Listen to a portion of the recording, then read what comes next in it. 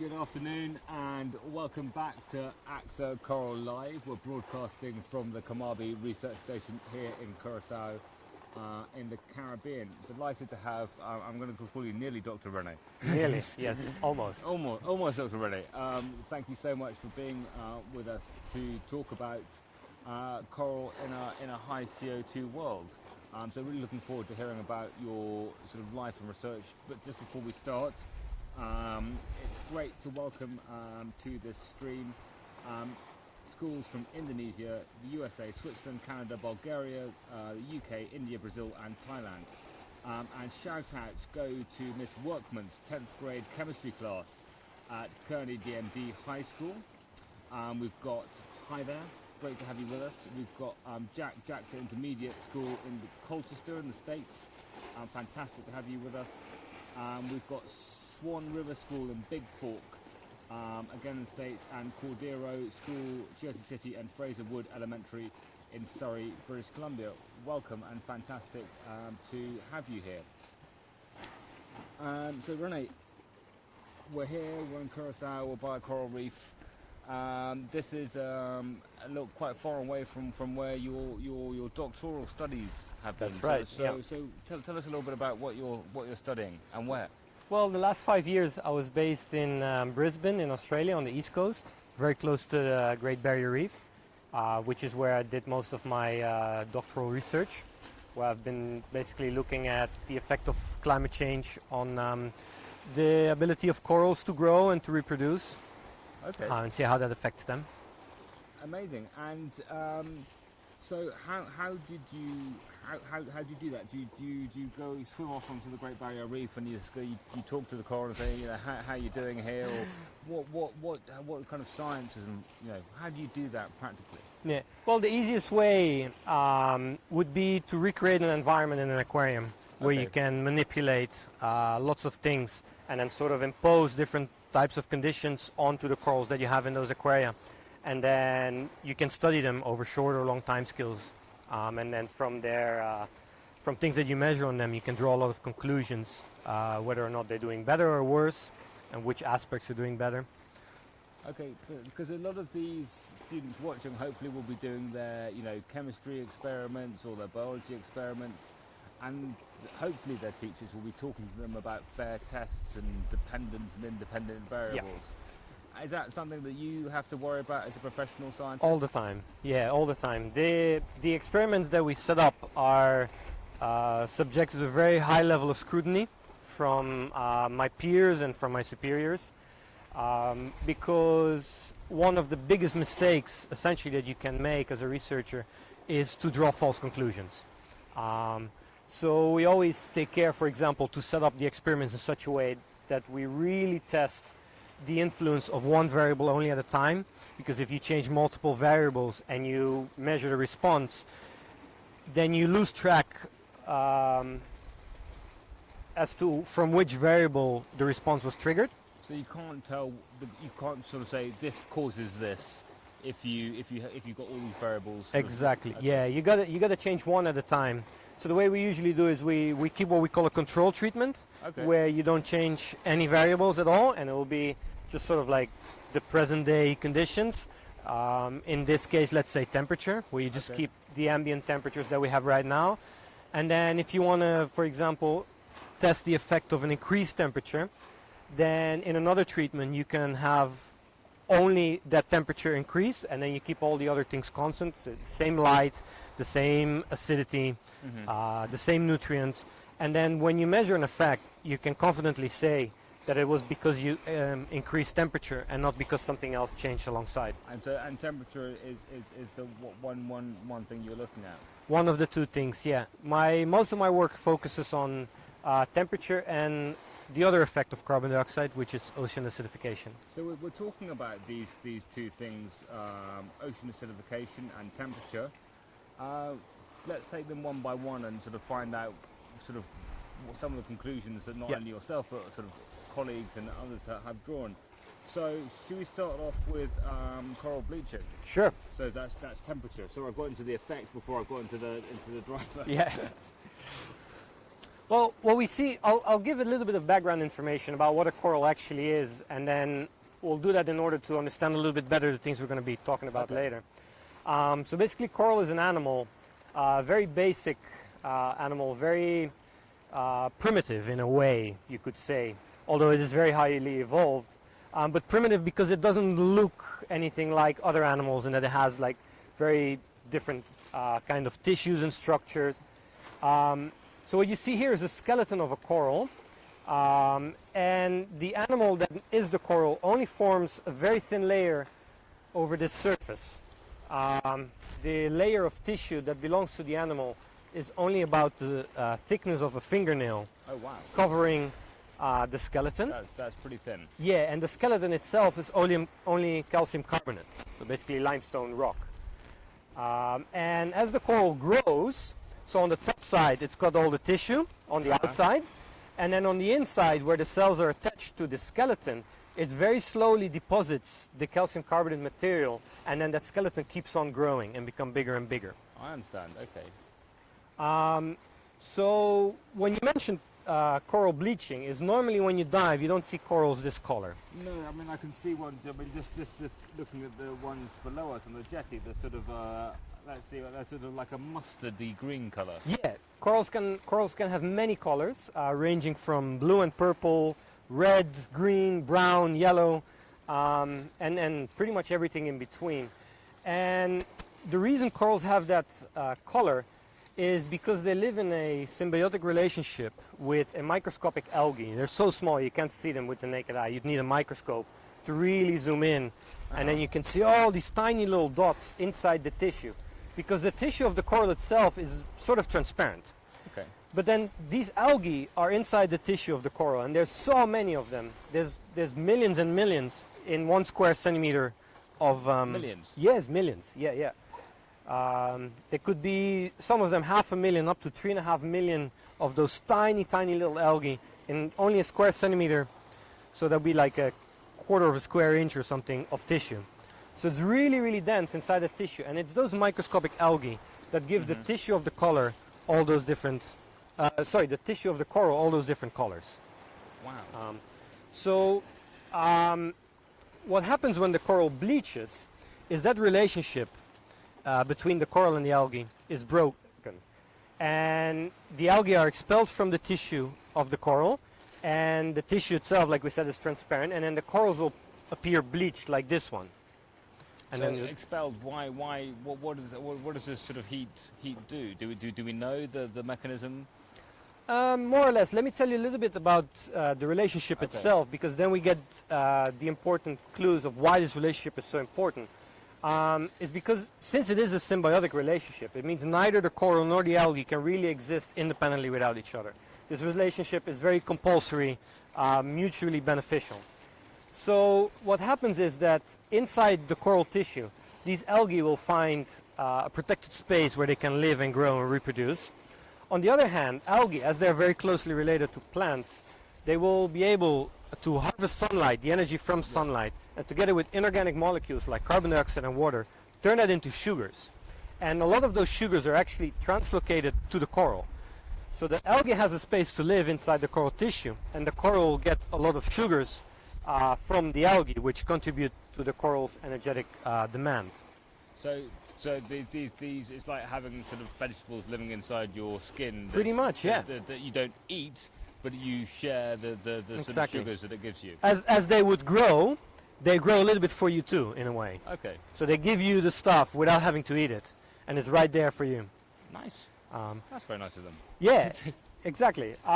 The thing is, though, the reason why this bleaching is such a big problem is because that contribution of the algae to the energy requirements of the coral are fairly high. They're usually between 70 to 90%, or even 95%. I've seen studies that claim it's up to 95% of the energy intake by the coral is actually supplied by those algae. So you can imagine if that symbiotic relationship is broken for whatever reason, the coral will be starved for much of its daily energetic intake. Wow. So the corals start changing in temperature.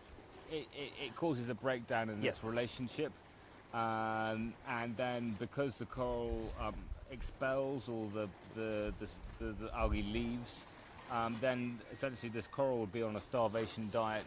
Yes. And how long? I mean, it's not an immediate death. Is it a slow death? Yes, it usually takes a little while because bleached corals can recover. Very often when you see the onset of bleaching, corals remain bleached for 2 to 6 weeks before they start dying, depending on the species. There's, I think, something like over 1,000 species of corals, and some are more resistant to this bleaching than others.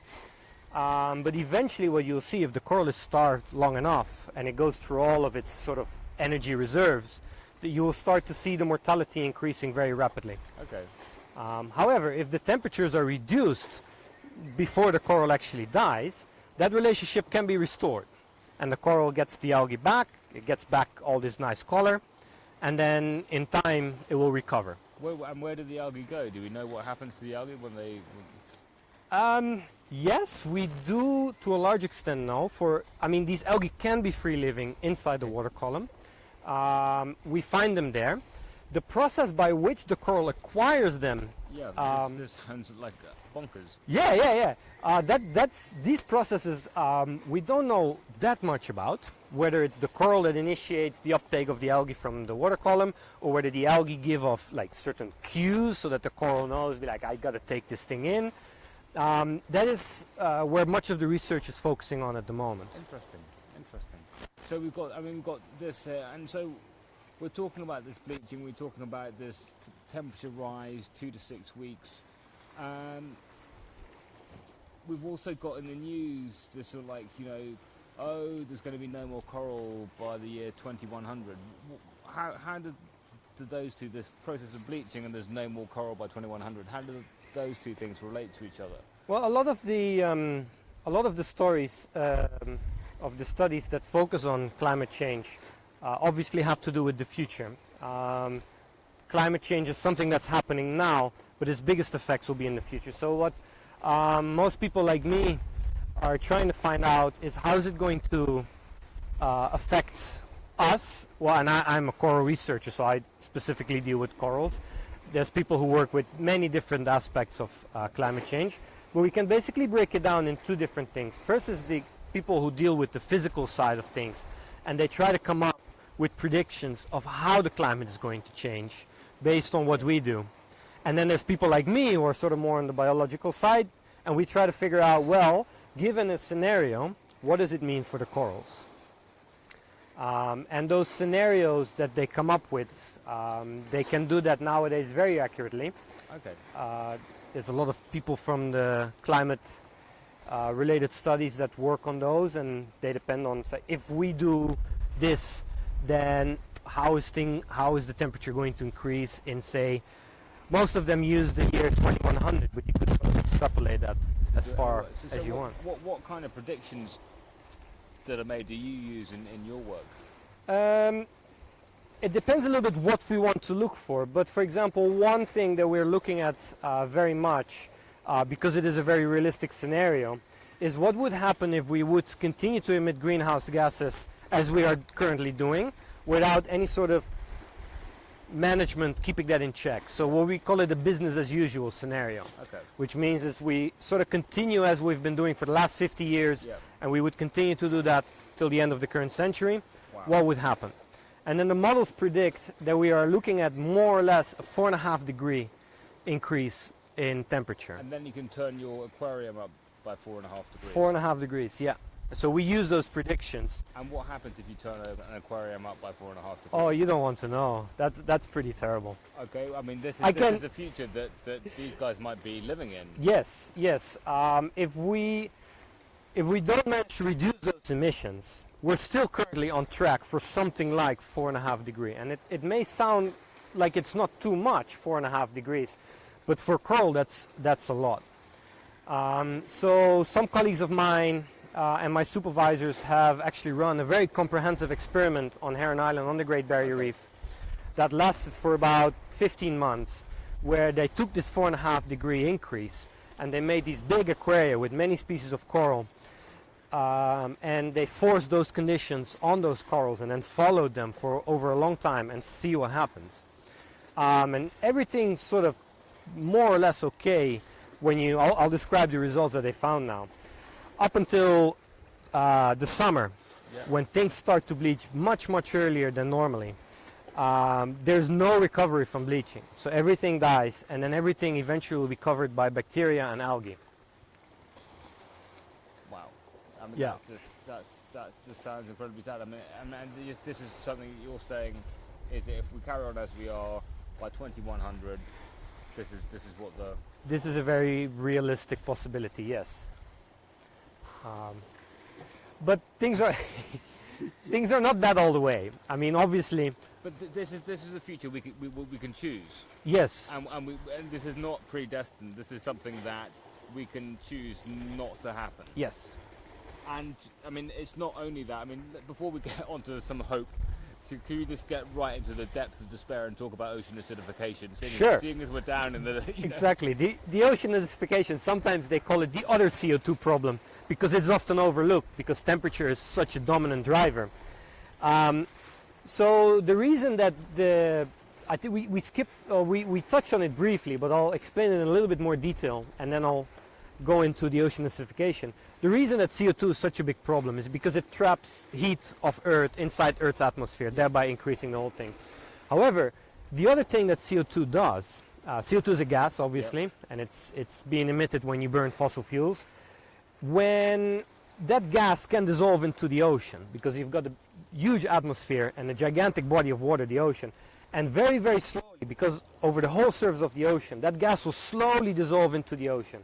Now, when CO2 dissolves into water, it makes a reaction with the water molecules inside the water, and it produces a very weak acid. But because it's such a large volume and such a big atmosphere, the effect is very significant. And when it makes the weak acid in the water, it will increase the acidity of the ocean by a little bit. And that is another problem for corals. So what, I mean, so we've got the ocean becoming more acidic. Yeah. I've got a bit of chalk here, and that's the same mineral that the coral uses. So that's in the form of limestone. Yes, limestone. Yeah, Limestone-ish. it's the same mineral. Okay. It's in a slightly different sort of molecular form. Okay. But it has the same chemical properties. Same chemical properties. So, yes. And I've got some vinegar here. Yeah, which is an acid. Which is an acid. So I'm going to put the corally type mineral. Yeah. Or the coral mineral. It's the same thing. Yeah. Same mineral into the acid. Yeah. And I've got a lot of fizzing going on here. Yeah, you see all those tiny little bubbles. Yeah. That is the reaction of the coral skeleton with the acid. So ocean acidification is going to dissolve corals? Potentially, yes. Soon? I mean... maybe not so soon. I'll give a little bit of background information on how it happens exactly, because then we can understand whether it's going to happen soon or not. So when the coral grows, like I mentioned at the bottom end of the tissue, where it touches the skeleton, this mineral, calcium carbonate, is being deposited. Now, that chemical reaction works best the lower the acidity of the environment is. Okay. So it goes quicker. And then if the acidity increases, that reaction of the coral becomes more and more difficult to maintain, up to the point where it becomes zero, where there's no more deposition of skeleton. And then if it gets even more acidic, the reaction goes the other way. So you get dissolution. Which is what's happening here. Which is exactly what's happening there. Now, because it's such a long continuum, the time that needs to get to that point might take a little while to happen. I mean, so we're talking 100 years, 200 years? About, yes, in that order. Probably about 100 years. 100 years we're going to get to a stage where corals are going to get fizzy? Not in front of your eyes, no. It will happen very, very slowly. But what you get is that the skeleton of the corals become weaker constantly. So first of all, they grow less, so the corals grow fewer and fewer in expansion all the time. And at the same time, the skeleton becomes very brittle. So then when a storm passes through, it will just smash everything because it loses the strength. And that we will definitely see happening within the next 100 years. So we've got this double whammy, carbon dioxide double whammy on the reef. We're going to go to some of the questions that our class has been sending in. Yes. why shouldn't I'm feeling quite depressed? Okay, because I'm hearing lots of bad news here, or potentially bad news. Before we get onto these questions, can you tell me one reason why I shouldn't be so depressed? Well, we know a lot about the subject. The last 40 years, especially the last 25 years, my colleagues, people before me, I'm sort of building on their work and trying to advance it further. But they have made a very, very large sort of increase in the knowledge that we have. So we understand these processes pretty well. And as we understand them, we can also think very well about what to do about them. So we have a lot of solutions that we might use to reduce these problems to a state where we can actually manage them. The problem is we're running out of time a little bit. So it's a time issue rather than anything else? Yeah, it's a very big time issue. It's 2 before midnight and we don't have much time left. Wow. So we've just had a whole group of young gentlemen come to look at this. So if you can stand really, really still, we're broadcasting live to schools around the world. So we're sharing some of the amazing reef and reef science to schools in the US, in the UK, Canada, around the world. So great to have you watching as well. But to come to some of these questions from our schools who are watching, first question is how come you picked this career as a coral scientist? Well, it sounds a bit cliche. I don't know how far I picked it. It may have picked me to a certain degree. Okay. I grew up on Curacao, where we're met today, and it's a very small island with a lot of coral around it. I was always exposed to this. I always found it intriguing before I knew anything about it. It was always very beautiful. And then I started doing some work here and there with some of the researchers, you know, still as a young person. Okay. And then sort of just rolled into it, and I liked it, and I thought, no, this is actually what I want to do. And is it the coral or the science, or you can say both? But I mean, Both. Well, I have a passion for science in a different way than I have a passion for corals. I like science for its own sake because it's so empirical in a way. Yep. You know, you can really try and find out things about the world that we live in, and try to test them and get a very high degree of certainty in the conclusions that you make. Mm-hmm. And I like that very much. And coral reefs, of course, for me is just something extremely beautiful. So I may have become a scientist if it wasn't for corals, because that's what I really like, but corals will always be my passion, you know, to dive and to snorkel. And growing up on the reefs here must have been, I mean, a major privilege.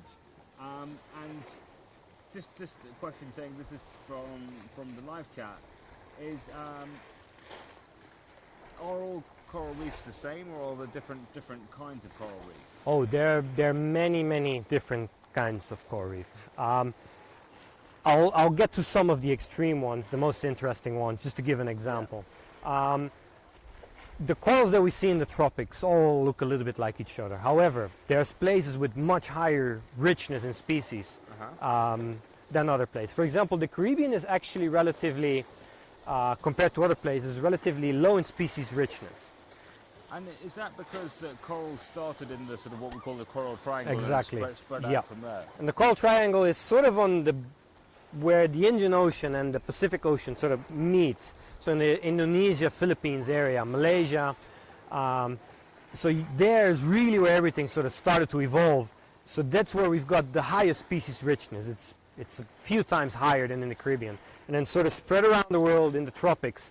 And then you have probably about 70 species here compared to perhaps as much as 400 species in Indonesia, or in certain parts of Indonesia. I think if you count the whole Indonesian sort of archipelago, all the islands, spanning thousands of kilometers, it might go up to 600 or 700 species of coral. And that's almost like 10 times as many as yes, there are on exactly. the Caribbean. Yeah. So your most diverse reefs are going to be sort of in the coral triangle, yeah, and then less so by the time you get here. Yeah, there's very diverse reefs in the Indian Ocean, beautiful reefs in the Red Sea, Great Barrier Reef as well. And then of course we shouldn't forget the deep reefs, which are much overlooked. I mean, when we were talking about this we're talking about shallow coral reefs, but there's also coral reefs that look entirely different from the shallow ones that exist very deep down. We've got Ben and Jasper coming back from setting up the sponge poop collecting mechanism. Welcome back. Thank you. No problem. Yes. Shut down the engine. We're in the middle of. Okay, this is for all three of you. Who was the first scientist to notice changes in coral? Yeah. Oh, with or just in general, you mean? Jasper was asking, was it related to climate change or related to climate change? We're in a high CO2. Yeah, perhaps. Maybe Terry Hughes has been, although he initially, because Terry Hughes used to do a lot of work in the Caribbean in his early days, and he initially linked it to other forms of disturbance, for example, overfishing, pollution, and the collapse of ecosystems in that manner. And then Ovo Goldberg was really a pioneer in showing that, well, actually, the climate has a very, very big influence on the well-being of corals, and that is all sort of in the late 80s and 90s that we began to realize there's something very big going on here. And he was your supervisor? He was my supervisor. Is your supervisor? Is still my supervisor, yeah. Fantastic. Yeah. That's obviously a great privilege to work with somebody who's one of the first people to notice these changes. Yes, yes. I hope I can enjoy working with him for a long time. And and then the first scientist to study coral, full stop. For me? Charles Darwin. Yeah, I think so. Charles Darwin. He wrote wonderfully about corals in his Origin of Species. I actually included a quote of him in my thesis. Yes, I did. Okay. And would put a big hook down and just drag them up from the bottom. Yeah. Yeah. He was always wondering how it could be.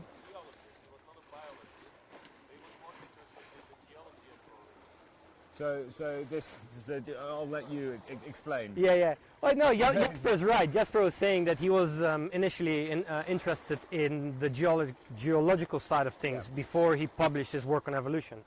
So what they were basically doing when he did this trip around the world on the Beagle, they would just throw overboard like these big hooks on a rope and wait until they would snag something and then pull it up and see what it was and then describe it that way. So it was like the earliest day before people even had like masks and they wouldn't even know what it looked like. The only way they could know was if they would take something out of the water on a rope. Okay, so I'm just aware that we've got a lot of really good questions here, and we're only got about a quarter of an hour to go. So next up, so how long have scientists been studying corals? That's since Darwin's time. So he was there in the 1840s. Yes, he wasn't studying them really in the sense that we study them now. Most of the research that happened prior to the 1940s and 50s was very heavily focused on describing things because we knew nothing about it. It was basically the first time that people took a look at things and they were like, wow, what is this? And then they started describing everything. It's probably since, I would say, the mid-50s. And that's the aqualung, is that? Yes, the aqualung that was popularized, I think, by Cousteau, the French pioneer. And then there's this iconic paper by I think it was two brothers, Odom and Odom. I think it was in 1955. They were basically stationed on a Pacific atoll working for the U.S. Army after the Second World War. And although they didn't have a background in biology much, they did study a lot, and that's really sort of where the interest got sparked. And then the whole coral science has sort of grown really since the Second World War. Yeah, definitely. We talked about going back to ocean acidification and coral bleaching. We've talked about the impact it's having on coral. Why does that matter if there's no more coral? Well, it depends how you look at it. I can be extremely blunt and say, well, if you live in a big town far away from a coral reef, it's not going to matter at all to you. It matters, however, very much to the people who live right here. And it matters also if you live far away and you care about, let's say, the aesthetic of the world we live in. It's an amazing world. We've only got one. Sounds cliche, but it is really true. It's the only planet we have and that we know that harbors life.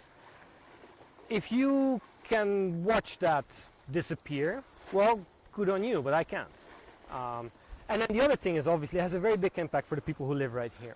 I think the estimates are that coral reefs provide living for over 500 million people living around coral reefs, either in terms of income through tourism or through fishing and things like that. So these people will, of course, be very heavily impacted. Most of them, unfortunately, being in the third world, where they already don't have the good infrastructure and all the options that we have elsewhere.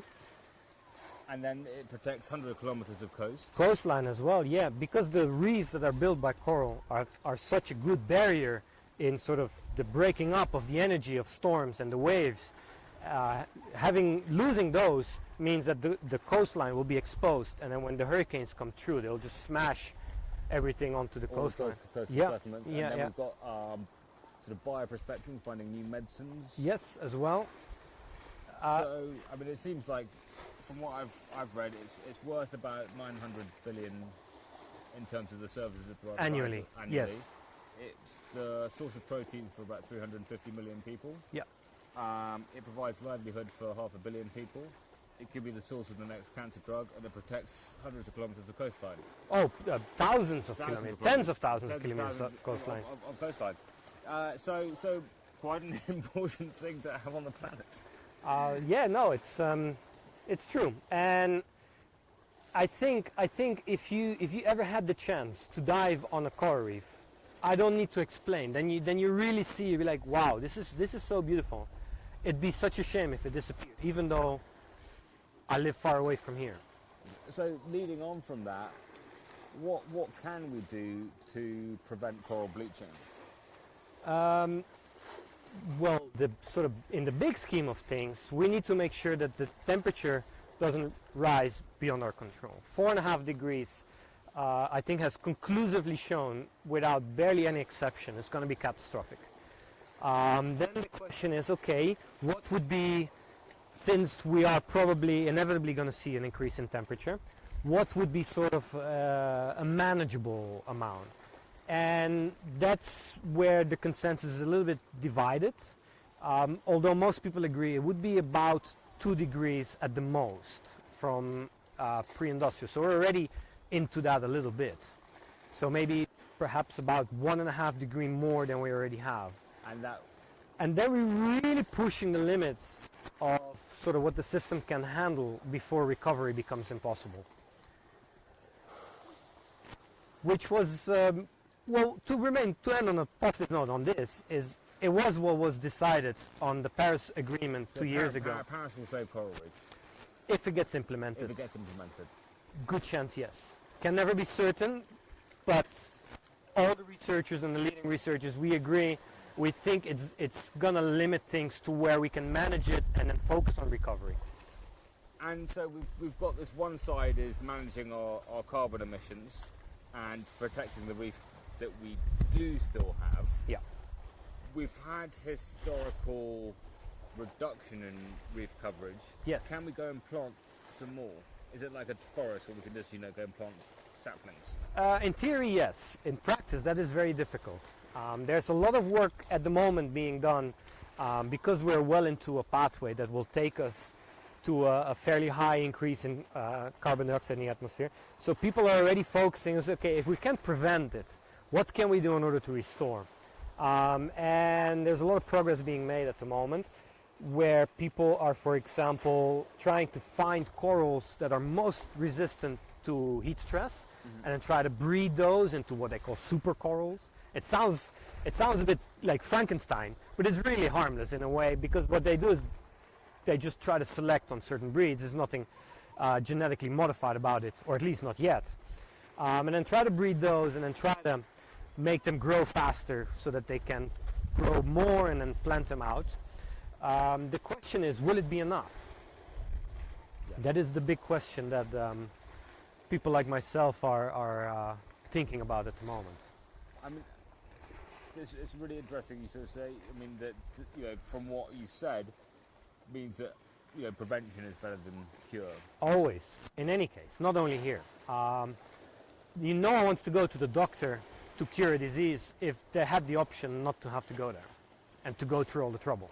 So which leads to our next question, which is, can you share a little bit more? I don't know whether this is you can. Is the types of drugs that we're getting or might be getting from coral reefs for our benefit? Sure. Yeah.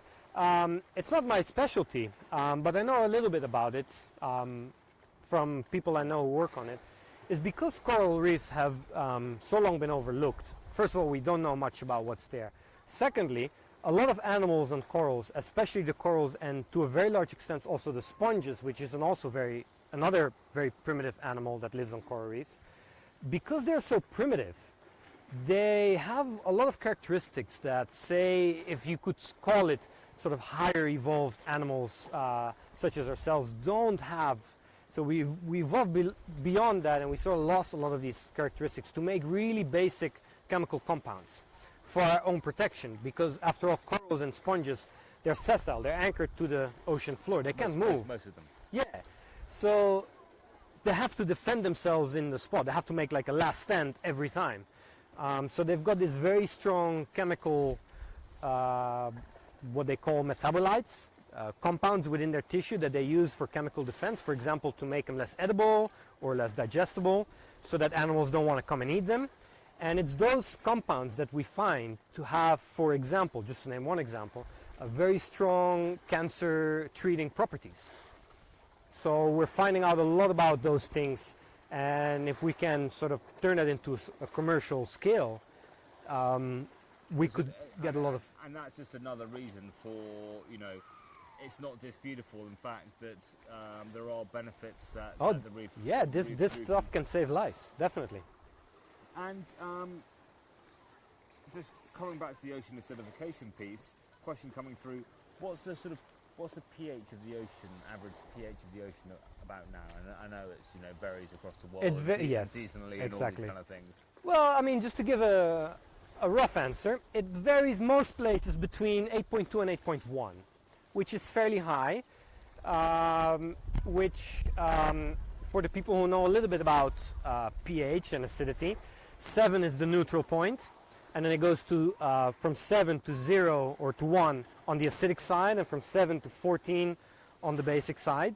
So 7 is exactly neutral, so slightly on the basic side of things. And the predictions are for the end of the current century that pH in general, of course exceptions allowed, will drop down to between 7.7 and 7.8.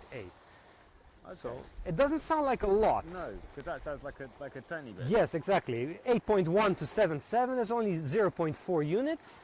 But the problem with the pH scale is a logarithmic scale. So if you go from 8 to 7, it means it gets 10 times more acidic. So a drop in 0.4 is actually a whole lot of more acidity in the ocean. I mean, I was talking about the ocean acidification thing, and we're looking at a sort of pre-industrial 8.2 to a sort of now 8.1, that 0.1 sort of average sort of unit, and saying that represents a 30% increase in acidity. Yes, roughly. And if that happened in our blood, we'd be intensive care sort of ambulance, If you would survive that at all, yeah. If you would survive that at all. That's because as with corals, our own bodies are very narrowly adapted to things like acidity. So if your blood pH would vary only a little bit, it would, they call it, I think, acidosis. It's extremely dangerous, and you can die very easily from that. And the changes we're talking about in changes in blood pH that could get you killed are within the sort of range that we're talking about for the ocean. So, I mean, look after the ocean as we would ourselves. I mean, we talk about the coral being a sessile animal, so it's stuck to one place. What kind of pH band does it tolerate? It depends how healthy the coral is. It could tolerate quite a lot. Is there a change in terms of the sort of tidal or river influxes or that kind of? Not so much tidal and river, but for example, it changes a lot during the day and during the night, because I wonder how much detail I can use here. During the day, photosynthetic processes on the reef, I won't go into like the chemical details, but they have the net effect that because the photosynthesis takes place, the pH increases, so the acidity becomes less. Because the plants and the algae and the water will take up that CO2. However, at night, when there's no photosynthesis because there's no sunlight, the reverse process takes place. So we've been respiring through water earlier today. So yes. So we've seen how respiration increases the acidity. That's correct. And photosynthesis is the opposite. It's the reverse process, yes. So with photosynthesis reduces the acidity, respiration increases it. So during the day what you get is sometimes in local places, especially when there's not much circulation, you can see the pH goes up to like from 8.1 to 8.3 during the day and then drops down to 7.8, 7.9 during the night. They have this natural variability. Does that, the more variability there is that more likely to help them into the future? Potentially. There's a lot of debate about that. That's the nice thing about science. That's the nice thing and the bad thing. Scientists and join the debate about. Yes. No, I mean, the good thing about science is that we always, we're never 100% certain about anything. And there's many things we don't know anything about, but the curiosity keeps that going. So we never sit here and arrogantly talk about how we can explain everything, but we're rather driven by curiosity. So there's good reasons to come back to your question, though, because I don't want to seem to be dodging it. I think there's a good case can be made that corals that are coming from very variable environments on a daily basis, say between day and night, like we said with pH, tend to show stronger recovery in terms of climate change. But as with anything biological, lots of exceptions. But I think in general, I think yes, there's a strong case for that. This is we've got a sort of almost a chemistry question from Ramsey Smith, who's asking how is a piece of chalk able to have the same chemical properties as a coral skeleton? Okay, so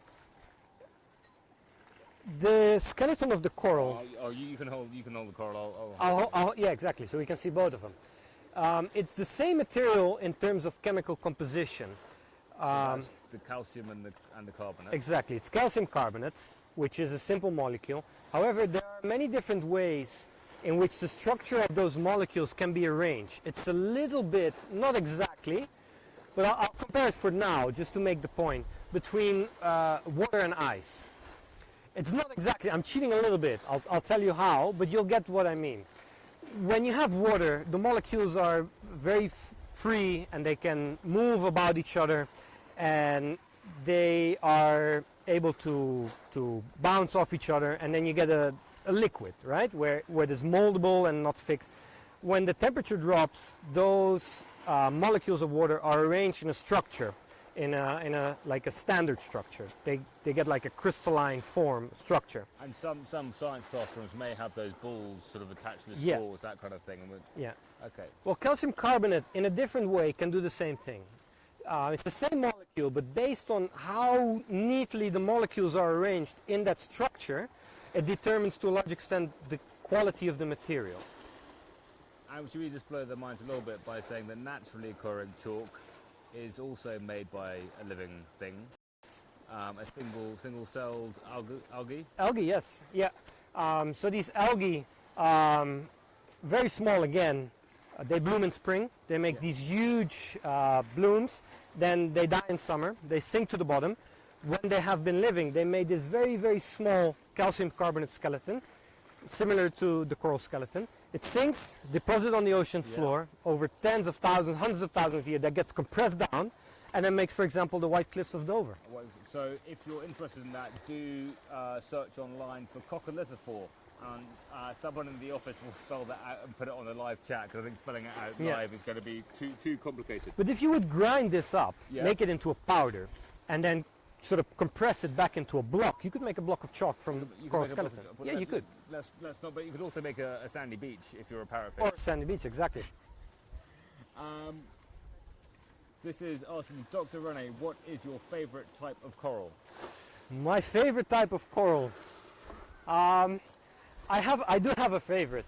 There's this coral which belongs to You'll find it in the Indian Ocean and the Pacific Ocean and where that region combines. It's called Porites lobata. It's a huge coral. The big boulder. Yes, the boulder coral, exactly. Wow. It starts as a very, very small coral, single polyp, almost microscopic, and it makes the biggest domes of coral I've ever seen. And there's a famous big mama, I think. Is that the same variety species? Yes, yeah. There's one, the biggest one that I have seen was, I haven't had a chance to measure it, but I took a photograph of me diving down in front of it, and based on the length of myself, I estimate it's roughly 7 meters across, 5 meters high, and about 7 meters thick, and it's one gigantic boulder, just completely covered. Incredible. Well, very sadly out of time. Can I give you a few quick fire questions? Sure. Yes. To end. What is the most scarce type of coral? Scarce type of coral, I wouldn't readily know. There's many species that are critically endangered. I couldn't name just single one. Okay, is there evidence of bleaching in Curacao? At the moment, no, not that I'm aware of, which is a good thing because we're coming towards the end of summer. So probably not for this year.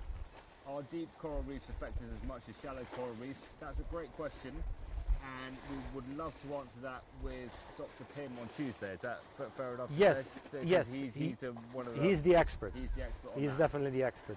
Oldest coral, how long can they live? Couple thousand years, perhaps as much as 3,000 or 4,000. And what percentage of coral reef in Curacao is polluted? Oof, a little bit polluted, about 80%. Much polluted, probably still around 40%. It's quite a lot, unfortunately. One of the things we've been hearing is we need some sort of sewage experts. That could be a big breakthrough for islands like Curacao to really deal with one of those problems. But we've flown through it, and I'm just gutted to run out of time. But thank you so much, Rene, for joining Coral Live. Thanks for having me again today. Thank you so much for joining us. It's been wonderful having you again. We've got a bit of camera shake with the boat knocking against the jetty, which is all part of the atmosphere. But until we have the last Ask Me Anything this afternoon in 3/4 of an hour, it's goodbye from the Kamabi Research Station. We do have lined up next week talking about Pim. We're going deeper on the reef on Tuesday. Some experiments looking at how the depth of water affects light and pressure. We've got, then on Thursday, we are adaptation, looking at, we're going to be challenging you to make the most streamlined shark out of Play-Doh or modelling clay, and we're going to drop those through water and see how the shape of different Play-Doh sharks affects the speed they go through the water. So join us for a bit of coral adaptation on the reef on Thursday. But until all those wonderful things, it's goodbye from the Kamabi Research Station and Curacao. Goodbye. Goodbye.